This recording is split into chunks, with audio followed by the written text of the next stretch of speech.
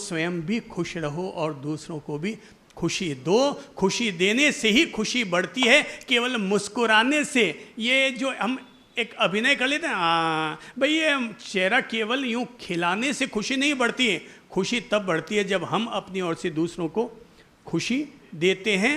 भाई खुशी की खेती करो, खुद भी खुश रहो और दूसरों को भी खुशी दो। तीसरी लाइन, ये 2 मिनट का मेडिटेशन हुआ। पहली लाइन क्या है? मैं दिव्य आत्मा हूँ। दूसरी लाइन क्या है? मैं स्वयं भी खुश रहता हूँ और दूसरों को भी खुशी देता हूँ। तीसरी लाइन, मैं दूसरों को वो जैसे भी हैं उनके संस्कारों के साथ स्वीकार करता हूँ। लाइन बोलो, मैं दूसरों को वो जैसे भी हैं, थोड़ा हाथ यूं करके बोलो, वो जैसे भी, क्योंकि आप लोग करते हैं तू एड़ी तू एड़ो, तो यूँ एक थोड़े हाथ करके बोलो अपने आप से, मैं दूसरों को वो जैसे भी हैं, वो कैसे? जैसे भी हैं, जैसे भी अच्छे बुरे वो जो भी हैं। हमारा मन उनके प्रति शिकायतों से भरा हुआ है, अंदर में नेगेटिविटी है, हमें पॉजिटिविटी लानी है। तो लाने के लिए क्या करना पड़ेगा? मैं दूसरों को वो जैसे भी हैं उनके संस्कारों के साथ उसे स्वीकार करता हूं। भाई आप अलग घर में पैदा हुए और आपकी पत्नी अलग घर में पैदा हुई, आपके संस्कार अलग हैं और उनके संस्कार अलग हैं। तो अब ऐसी स्थिति में क्या किया जाए? संस्कार रोज ही लड़ेंगे आपस में, तो वो कलह मिटाने का तरीका क्या? कि वो जैसे भी हैं। क्या है वो? जैसे भी हैं, एक्सेप्ट, उन्हें स्वीकार करता हूं। कभी कभी आप किसी घर पर मेहमान बनकर जाते हैं ना, तो आपके लिए सिकंजी बनाकर लाते हैं, पर चीनी तो डालना भूल ही जाते हैं। तो आप मुंह से कह तो देते हैं, भाई चीनी नहीं डाली क्या? बोले अच्छा अच्छा मैं लेके आती हूं। तो आप झट से क्या कहते हैं? हाँ बोलो बोलो, कि नहीं नहीं नहीं ठीक है अब चीनी लाने की जरूरत नहीं है, वो जैसी भी है मैं पी लेती हूं। यही तो बात आपको समझाना चाहता हूं कि वो जैसे भी हैं, हालांकि उनमें चीनी होनी चाहिए थी मगर चीनी नहीं है, तो क्या करो? वो जैसे भी हैं उनके संस्कारों के साथ, जो उनके संस्कार है, जैसे भी झगड़ने के हैं, प्यार करने के हैं, अपशब्द बोलेंगे, जो भी है, या गुटखा खाने के हैं, जो भी उनके उल्टे पुल्टे संस्कार हैं, उनको स्वीकार करता हूं। तो इस स्वीकार करते ही जब हम 1 दिन 2 दिन 3 दिन 7 दिन 10 दिन ये लाइन अपने अंदर बोलेंगे, उसका मेडिटेशन करेंगे, तो जो जो जिन जिन के प्रति शिकायत है वो सब लोग धीरे धीरे हमारे अंतर मन के करीब आते चले जाएंगे और एक दूसरे के प्रति रहने वाली शिकायतें क्या होगी? दूर दूर दूर होंगी। अभी इसी सप्ताह 3-4 दिन पहले ही एक परिवार संबोधाम में आकर के रुका हुआ था। तो 3-4 दिन के बाद पता चला कि उनकी बेटी ने बताया कि साहब मैं यहाँ पर वो कुल देवी के यहाँ जाकर आई हूँ, वहाँ पर अपनी माता जी के यहाँ जाके आई हूँ, वहाँ कर जाकर के आई हूँ, यात्रा करके आई हूँ। तो बोले कि मेरी एक इच्छा है। बोले क्या? बोले साहब मेरे और मेरे पति के बीच में बहुत ज़्यादा अनबन रहती है। मैं अनबन का कारण क्या? बोले साहब वो गुटखा बहुत खाते हैं, उनका मुंह हमेशा भरा हुआ रहता है। मैंने उनको इतना समझा दिया मगर वो नहीं मानते। मैंने उस बहन से कहा किसी को समझाना अच्छी बात है, हमारे अनुरोध करने पर अगर वो सुधर जाए तो अच्छी बात है, पर अगर वो न सुधरे तो अपने माइंड को टेंशन में डालने की बजाय अपने आप से कहो मैं उन्हें वो जैसे भी हैं उनके संस्कारों के साथ स्वीकार करती हूँ। मैं वो जैसे भी हैं उनके संस्कारों के साथ उन्हें स्वीकार करती हूँ। मैंने कहा एक बार और बोलो, वो जैसे भी हैं उनके संस्कारों के साथ उन्हें स्वीकार करती हूँ। भाई जब हम छोटे थे ना तो कहीं कीर्तन होता तो ढोलक बजानी होती थी, और ढोलक नहीं होता तो क्या करते थे? बाजोट कोई बजाना शुरू कर देते थे। तो भाई ठीक है, ढोलक नहीं तो बाजोट ही सही, अपने को तो संगीत बजाना है ना, उसका आनंद लेना है तो ठीक है। अच्छा आदमी होता तो अच्छी बात है, पर अच्छा नहीं है तो रोज रोज की झकाड़ पालने की बजाय रोज रोज तू भी दुखी और तेरे कारण वो भी दुखी, तो दोनों ही दुख का जीवन क्यों जी रहे? अपने आप को दुखी राम क्यों बना रहे हैं? मैं दूसरों को वो बोलो, मैं दूसरों को वो जैसे भी हैं उन्हें स्वीकार करता हूँ।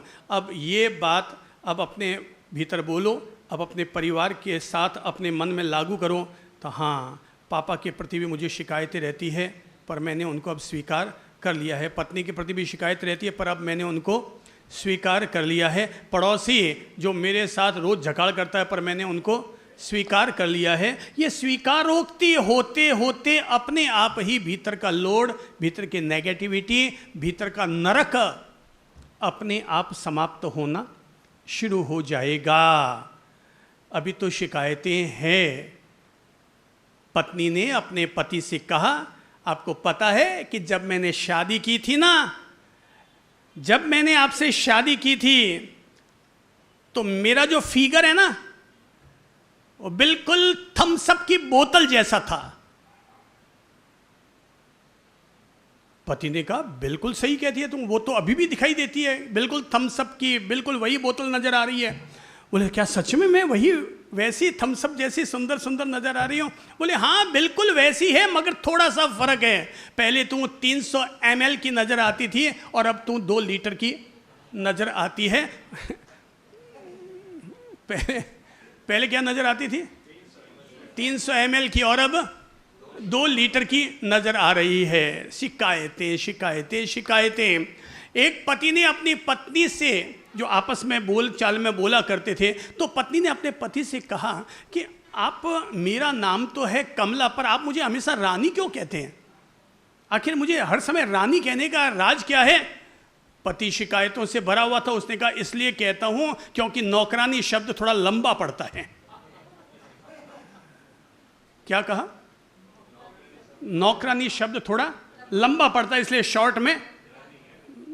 ओ भाई, सब लोग सावधान हो जाओ, आपके पति भी आपको रानी कह रहे हो तो गड़बड़ है। वो कहते हैं कि रानी शब्द थोड़ा, नौकरानी शब्द लंबा पड़ता है, इसलिए शॉर्ट में रानी कह देती हूँ।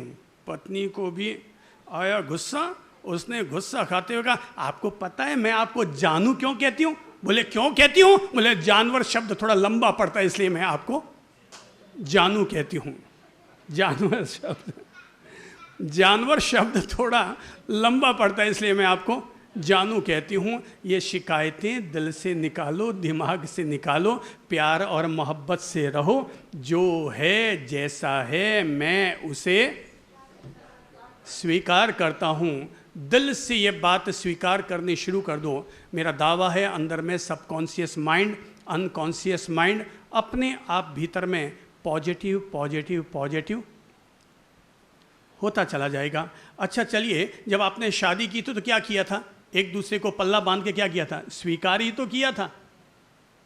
मैं तुझे पत्नी के रूप में स्वीकार करता हूँ, और उन्होंने कहा था, उसने कहा था, क्या कहा था वापस? मैं आपको पति के रूप में स्वीकार करती हूँ। तो भाई, स्वीकारना ही तो पति पत्नी के संबंध का आधार बना था, और वही स्वीकारोक्ति आपको अपने जीवन में सबके लिए लागू करने की बात कह रहा हूँ। भाई, शादी होती है ना, तब जोश अलग होता है। बाद में जब वो जोश ठंडा पड़ जाता है ना, तो सबकी ककड़ी पतली हो जाती है और सभी फिसड्डी नज़र आने लगते हैं। इसीलिए कहता हूँ, मैं दूसरों को वो जैसे भी हैं उनके संस्कारों के साथ, भाई किसी को ज़्यादा सुधारने की कोशिश मत करो। जो चालाक होते हैं ना, वो दूसरों को सुधारने की कोशिश करते हैं, और जो बुद्धिमान होते हैं वो खुद को सुधारने की कोशिश करते हैं। क्या कहा? जो चालाक होते हैं, होशियार होते हैं, वो क्या करते हैं? दूसरों को सुधारने की कोशिश करते हैं, वो दुनिया को सुधारने की कोशिश करते हैं। पर जो बुद्धिमान और समझदार होते हैं, वो खुद को सुधारने की कोशिश करते हैं। भाई, लफड़े में हाथ मत डालो, इनको ऐसा जीना है जियो। मुझे अपने आप को मुक्त कर लेना चाहिए, मुझे अपने आप को ठीक कर लेना चाहिए। रोज़ रोज़ की टोका टोकी अच्छी बात नहीं है।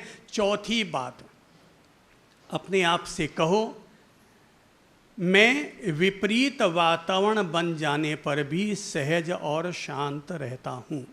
मैं विपरीत वातावरण बन जाने पर भी सहज और शांत रहता हूँ। तीसरी बार फिर बोलो अपने आप से, मैं विपरीत वातावरण बन जाने पर भी सहज और शांत रहता हूं। अभी तो अपन सहज नहीं रह पाते हैं।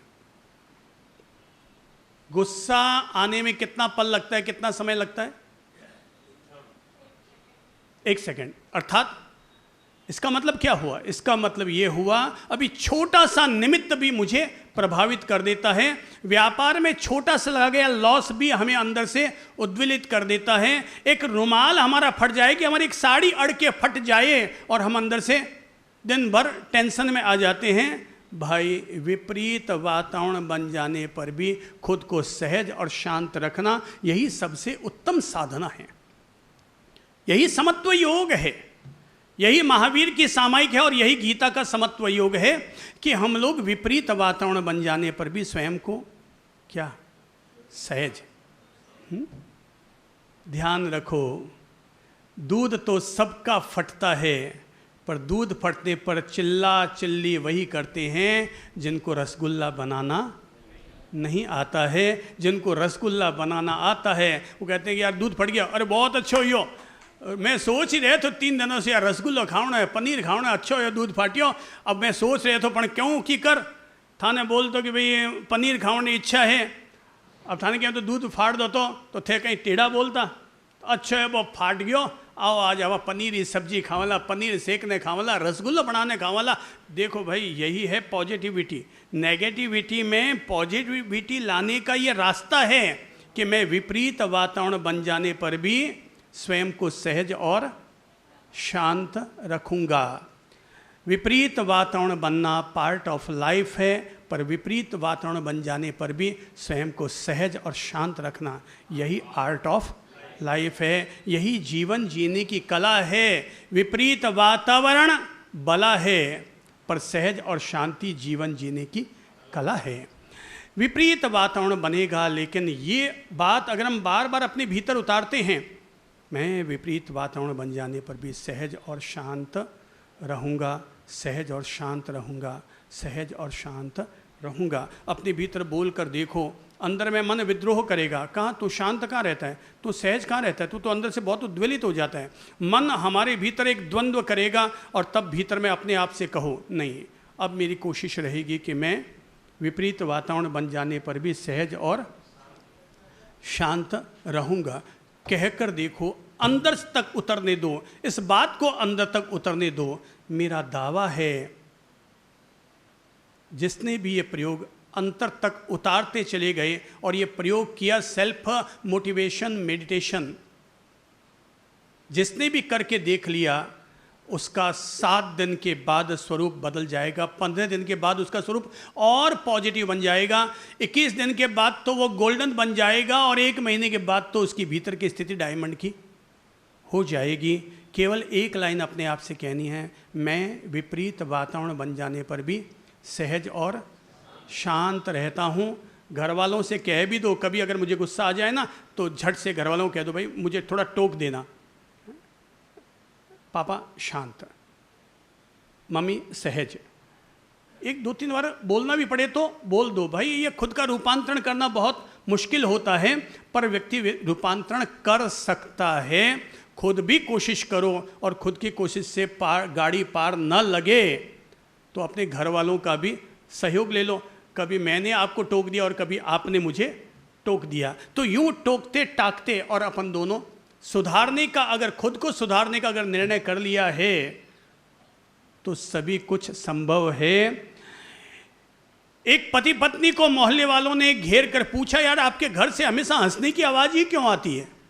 क्या आप लोग कभी गुस्सा नहीं करते हैं? बोले गुस्सा तो करते हैं। तो फिर बोले हंसने की आवाज़ कैसे आती है? बोले दरअसल क्या है कि जब मुझे गुस्सा आता है ना तो मैं उठा करके इस पर एक चप्पल अपनी फेंकता हूं और उसे गुस्सा आता है तो अपनी बेलन उठा करके मुझ पर फेंकती है। तो बोले यार बेलन फेंकती है और चप्पल फेंकती है, बात समझ में आती है, पर इसमें हंसने की बात कहाँ से आती है इतनी जोर जोर से? बोले दरअसल बात ये है कि जब निशाना लग जाता है तो वो हंसती है और निशाना चूक जाता है तो मैं हंसता हूँ। हमारा एक निर्णय पक्का है कि हम अपनी हंसती खिलती हुई जिंदगी जिएंगे, गुस्सा करेंगे मगर हाथों हाथ हंसना शुरू कर देंगे। मैं विपरीत वातावरण बन जाने पर भी क्या सहज और शांत रखूंगा। ये भाई साहब देखो कितना सुंदर है? आप भाई साहब गोरे गोरे है ना, कभी गुस्सा आता होगा? हाँ आता है। तो एक काम किया करो ना, अपना चेहरा सुबह शाम दोनों समय आईने में देखा करो और अपने मन को प्रेरित किया करो, मोटिवेटेड किया करो और अपने आप से कहा करो कि भगवान ने जितना सुंदर मुझे चेहरा दिया है मैं अपने स्वभाव को भी उतना ही सुंदर बनाऊंगा। जितना सुंदर चेहरा मुझे भगवान ने दिया है उतना ही सुंदर अपना स्वभाव भी उतना ही सुंदर बनाऊंगा। 3 दिन अपने आप से बोल के तो देखो। गुरुजन अपना ज्ञान देते हैं, इंसान का गुरु तो उसका विवेक है। स्वयं व्यक्ति स्वयं ही अपना गुरु हो सकता है, बस केवल खुद को मोटिवेटेड कर लो। अंतिम 5वीं बात कह देता हूँ और वो है, मेरा किसी से वैर नहीं है, मैं सबका मित्र हूँ। मेरा किसी से वैर नहीं है, मैं सबका मित्र हूँ। भगवान महावीर ने कभी एक बहुत प्यारी लाइनें अपने द्वारा उच्चारित की हैं कि खामे में सव्व जीवे सव्वे जीवा, खमंतु में मित्य में सव्व भूएसु वैरंग मध्यम नकेणई। अर्थात खामे में सव्व जीवे, मैं सभी जीवों को क्षमा करता हूँ।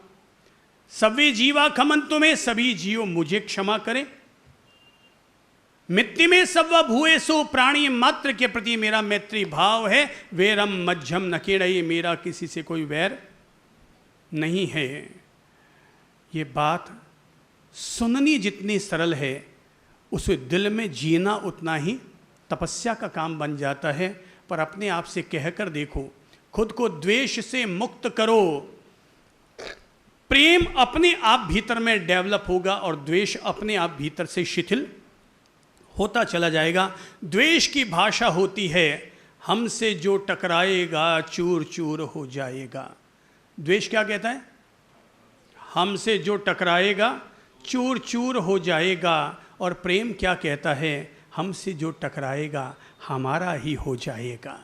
हमसे जो टकराएगा हमारा ही हो जाएगा। हमसे जो टकराएगा हमारा ही हो जाएगा। सारे जगत से प्रेम करो, अच्छी बात है, पर कम से कम अपने आसपास के वातावरण में रहने वालों में से किसी के साथ भी वैर या द्वेष तो मत बांधो। किसी के साथ भी वैर या द्वेष तो मत बांधो। पर्युषण पर्व की आराधना करते हैं तो संवत्सरी पर्व अंतिम दिन आता है। उस दिन खास तौर पर सब लोग एक दूसरे को मिच्छामि दुक्कड़म देते हैं। वो मिच्छामि दुक्कड़म किस लिए? मिच्छामि दुक्कड़म का मतलब होता है मिच्छामि दुक्कड़म, अर्थात मिथ्या हो मेरा दुष्कृत, मेरे द्वारा अभी कोई भी गलत कार्य हो गया हो, जाने अनजाने में आपके प्रति वो मिथ्या हो, मैं आपसे क्षमा प्रार्थना करता हूँ। ये बड़ा उदार वचन है, मिच्छामि दुक्कड़म।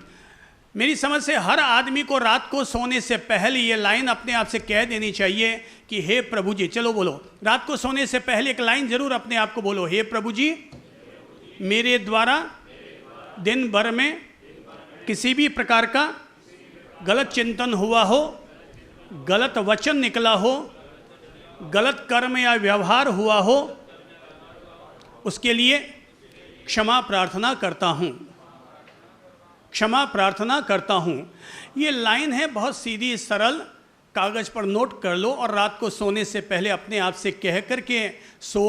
मेरी गारंटी है निश्चित तौर पर भीतर में पलने वाले वैर, विरोध, द्वेष, विद्वेष, वैमनस्य अपने आप शिथिल होने शुरू हो जाएंगे कि भाई हाँ यार, याद आया मैंने आज उनको टेढ़ा शब्द कह दिया था, सॉरी सॉरी सॉरी सॉरी कहा और फिर आराम से सोने जाओ। भगवान कहते हैं तुम सोने से पहले किसी की 2 गलतियों को माफ़ करके सो, सुबह उठने से पहले भगवान तुम्हारी 100 गलतियों को माफ़ कर देंगे।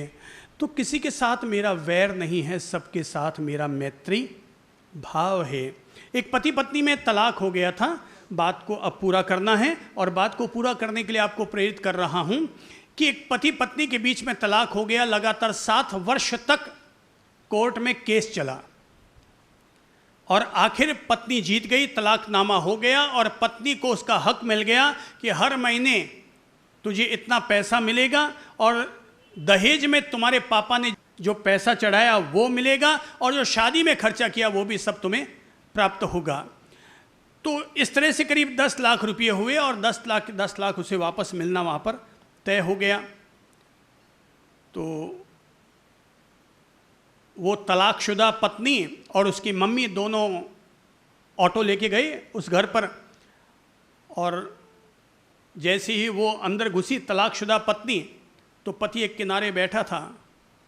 उसने कहा कि मेरा सामान निकाल के दे दो। तो पति ने कहा भाई मेरा और तेरा क्या है, जो जो तेरा सामान है तू खुद ही चली जा, मुझे पता नहीं है कौन सा सामान है, मैंने तो तेरे जाने के बाद एक भी तेरे सामान को हाथ नहीं लगाया है, जो भी तेरा सामान है तू खुद ही तेरा सामान ले ले। वो अंदर गई, उसको अलमारियाँ खोली और जो जो उसे सामान सारा नज़र आया वो भी उसने सारा ले लिया। और उसने कहा कि नहीं मेरी चांदी के पायल भी थी। बोले देख ले भाई मैंने किसी को भी छुआ नहीं है, सब तेरे कहीं पड़े होंगे दबे हुए।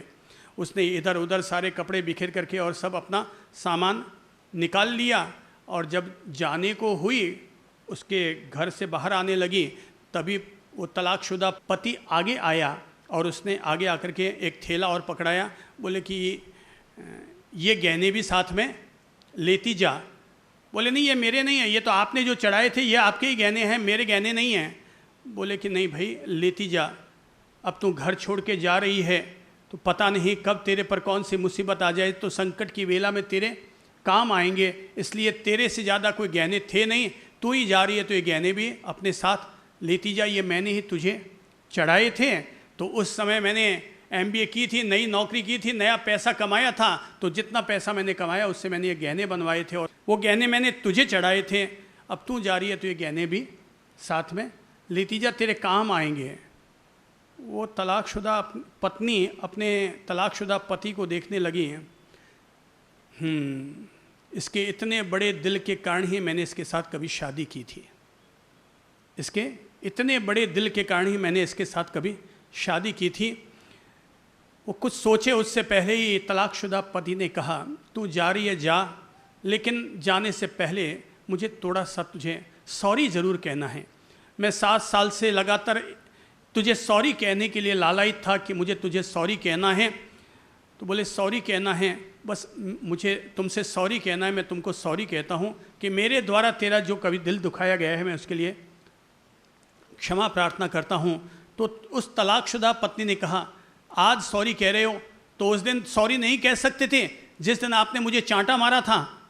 बोले कि मेरी तो बहुत इच्छा थी, तूने मेरे मम्मी पापा के सामने इतना टेढ़ा टेढ़ा बोल दिया कि मुझे गुस्सा आ गया और मैंने तेरे गाल पर चांटा ठोक दिया, तो आपने मुझे सॉरी क्यों नहीं कहा। बोले मैंने तो बहुत कोशिश की भाई तुझे सॉरी कह दूं, पर जब भी मैं तुम्हारे घर पर फ़ोन लगाता तो तुम्हारे घर वाले कोई मुझसे बात ही नहीं करवाते थे।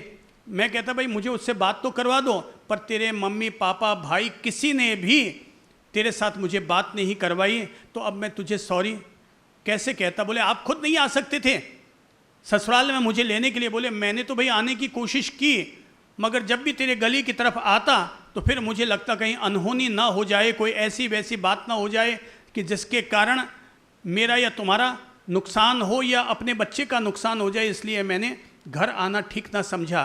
पर आज मैं सामने झुका और उसने सॉरी कहा, और सॉरी कह के कहा ये लो थैला, और साथ में एक गुलाब का फूल भी दिया और कहा कि ये मेरी ओर से अब अंतिम ये प्रेम का ये प्रतीक अपने साथ लेती जाओ। जैसे ही उसने कहा सॉरी और उसने फूल आगे बढ़ाया, तलाकशुदा पत्नी अपने आप को रोक ना पाई, वो खड़ी हुई और अपने तलाकशुदा पति के गले लग पड़ी, सुबक सुबक कर रोने लगी। तुम वाकई महान इंसान हो, तुम वाकई महान इंसान हो, मेरे ही पहचानने में तुझे गलती हुई, मेरे मम्मी पापा ने मेरे भाई ने मुझे गलत रास्ता दिखाया, इसलिए मैं वहाँ उस पीहर में जा कर के बस गई। वो खड़ी हुई और उसके हाथ में जो तलाक के पेपर थे उसने वो पेपर फाड़े। मम्मी बाहर आवाज़ दे रही थी अरे आए क्यों नहीं रही है, आ तो सही राधा, आ तो सही। पर राधा ने कहा अब न कोई आना है न जाना है। बोले क्या हुआ। बोला वापस हमारा सेटलमेंट हो गया, वापस हमारा सेटलमेंट हो गया। पति नवीन भी चौंका कि ये सेटलमेंट ये हुआ क्या मतलब। बोले कि अब मुझे कहीं नहीं जाना, मुझे आपके साथ ही जीना है और आपके साथ ही मरना है। और तब मम्मी को भी घर के बाकी लोगों को भी पता चल गया। एक सॉरी ने लोगों के बिगड़े हुए रिश्तों को भी वापस सांध दिया। एक मिच्छामि देने से लोगों के टूटे हुए रिश्ते भी वापस जुड़ सकते हैं। मैं सबसे कहूँगा ये जो 5वीं लाइन है अपने आप से कहो, और वो लाइन है मेरा किसी से वैर नहीं है, मैं सबका मित्र हूँ, सब मेरे मित्र हैं। ये 5वीं लाइन अपने आप से कहो। और ये 5वीं लाइन जिसने भी अपने आप से कहनी शुरू कर दी, अपने आप भीतर के द्वेष की गांठें अंदर से खुलनी शुरू होंगी, नेगेटिविटी खत्म होगी।